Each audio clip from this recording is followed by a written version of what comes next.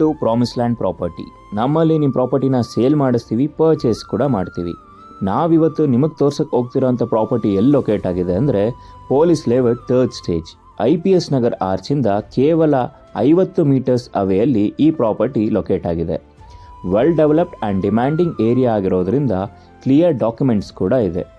ಈ ಸೈಟ್ನ ಮೆಜರ್ಮೆಂಟ್ 30/40 ಆಗಿದ್ದು 2 BHKಯ ground floor ಮನೆ ಇದಾಗಿದೆ.